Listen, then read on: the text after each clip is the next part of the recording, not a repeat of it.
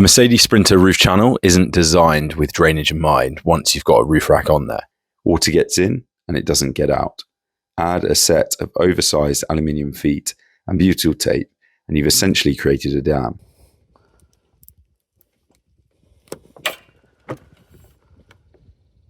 The feet are too wide, blocking the drainage channel almost completely. The butyl tape underneath is collecting dirt and grime.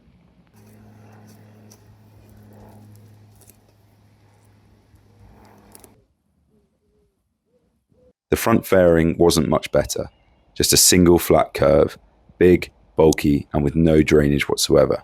None of it was actively leaking, but standing water on a steel roof is just asking for trouble. Long term, there could be water ingress or even rust. I wanted to get ahead of it, so I rebuilt the whole thing.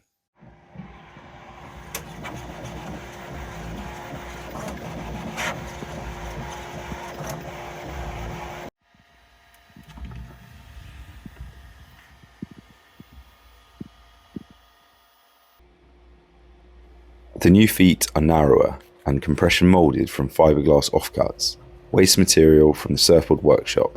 Nothing bought, nothing wasted. The mould is 3D printed in two identical halves, split down the middle, a C shape that bolts together to form the cavity. I pack it full of fibreglass saturated epoxy, drop in the male piston, and put it in the hydraulic press. What comes out is a dense, narrow composite beam. That gets sectioned on the miter saw into 10 individual feet. Each one then gets a pair of locating pins, routed in using a 3D printed jig.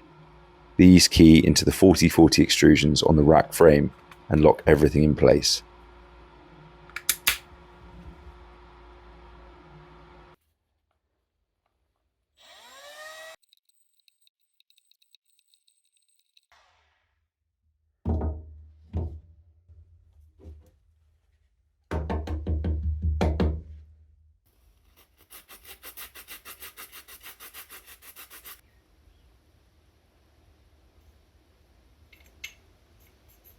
The mounting method changed too.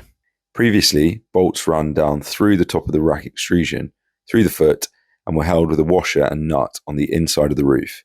It worked, but it meant visible hardware sitting on the top of the rack. I'd also drilled holes in the extrusion itself to pass the bolts through. Those are now filled, so there's no longer any route for water to sit and work its way in. This time, I've switched to drop-in T-nuts.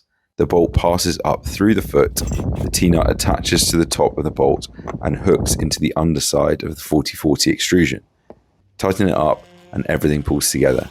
Nothing comes through the top of the extrusion anymore. No visible hardware on the rack, which honestly is reason enough on its own.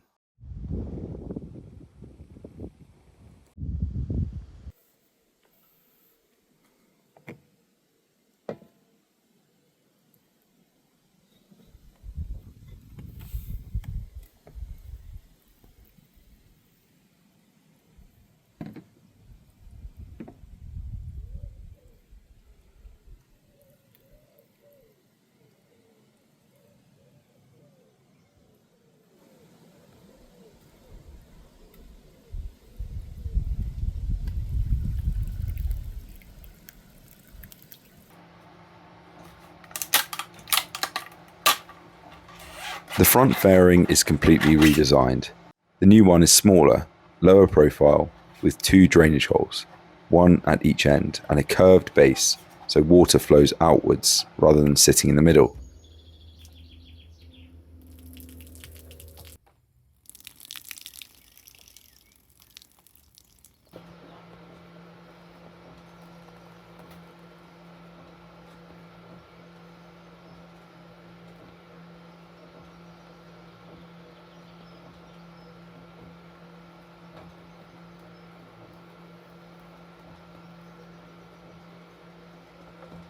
It's 3D printed, reinforced with a single layer of 450 GSM chop strand mat, saturated in vinyless resin, and there's an aluminium bar from the original van floor running through it for additional rigidity.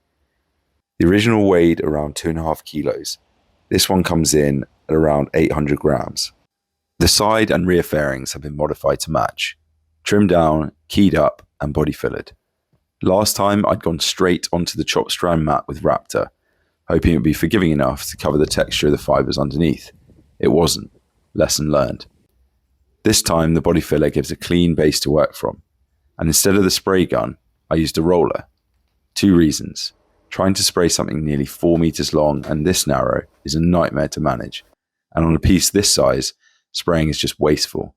The roller is more practical and goes a lot further. The whole rack now has a consistent finish for the first time.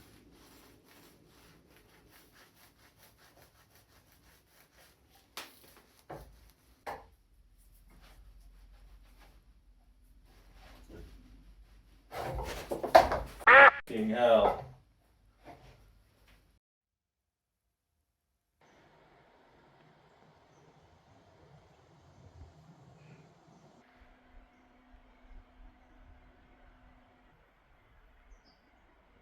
Next up, the kitchen countertops, and I'll be making those from fabric inlaid fiberglass, a technique I've lifted straight from the surfboard workshop.